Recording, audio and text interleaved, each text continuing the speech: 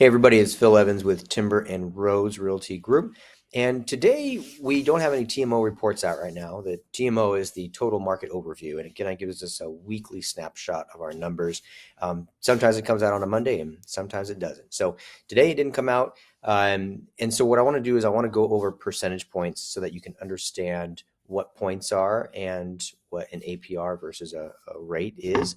And one of the websites that kind of gives you a nice snapshot of this is bankrate.com. So we're going to look at the mortgage interest rates today.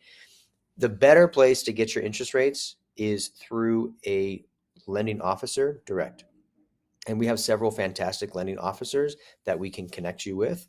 And that's where you're really going to get your best rates because it's going to be based off of your personal situation, not just a very generic thing, where you may not be able to afford 20% down, 5%, 10%, even 3.5% FHA loans for first-time home buyers. Those are totally fine in this market. It's a great way to go about buying a property, whether it be an investment property or your first primary residence. But you can kind of play with the numbers up here a little bit on bankrate.com. But don't forget that customer service when you're working with a loan officer is really important, right? And it's really important for your competitiveness in that somebody picks up the phone when either you call or your broker calls or the other broker who's trying to sell the house. They need to talk to the lender as well and verify that you are an amazing buyer. So those kind of things, just be aware they matter. So rather than going to, rocketmortgage.com or something like that, talk to Jesse and I and really get a better understanding of which lending banks are worth working with and which ones are going to have some of the best rates and who the loan officers are that are tried and true with our past clients as well. So let's jump into what the numbers mean. So what you have here is an APR. So basically you have a property value, $530,000, which is a very median price point for Portland. If you have an APR, you're at about 6.5%. And when you look at the numbers, this is a little high. Most of the numbers are the low sixes, like 6.3 or so. And this is 6.5, 5.8. This is a nice rate, 5.6, 6.5.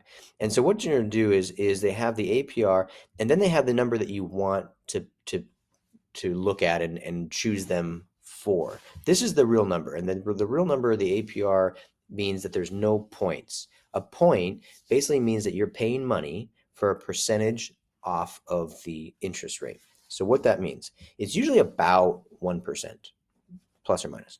So here you're at a 1.823 points, okay? And that cost is $57.97.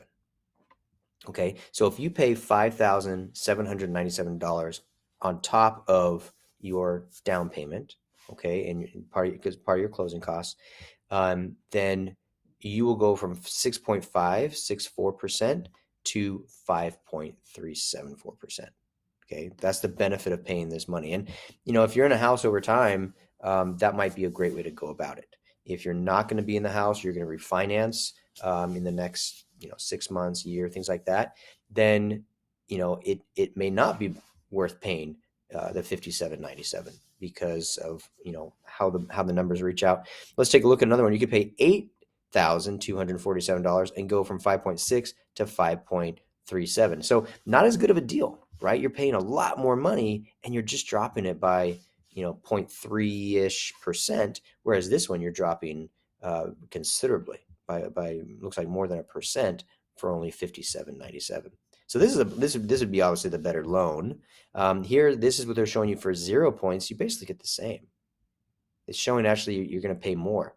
I mean, that could be that much more, but 0.875 to 0.874. I'm not sure why that works, but that doesn't cost you anything. You're paying, you're getting what you're getting, right? No cost extra.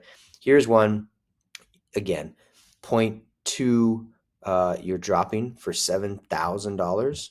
I mean, that's kind of the big difference here. But monthly payments, you can kind of see where your monthly payments are dropping around $1,700 for a $530,000 house. That's assuming that looks like you're putting down, I'm going to guess here, about 20%.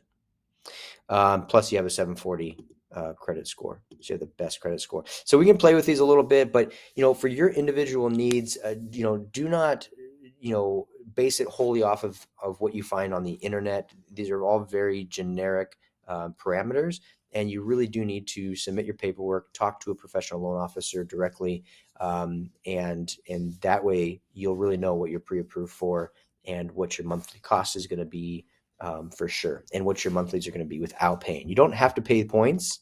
You can pay zero, and you're going to be at about this point here. 5.8 right now is a pretty good interest rate. If you do want to get a 4% or even a high 3% interest rate, that's still possible. It's called a 2-1 buy down, and that's definitely needs to be for another video. But reach out to me. We'll connect you with some great loan officers who will explain how to still get a high 3 or low 4% interest rate in today's market. Hope you guys are having a great day. Reach out if you need me. Bye.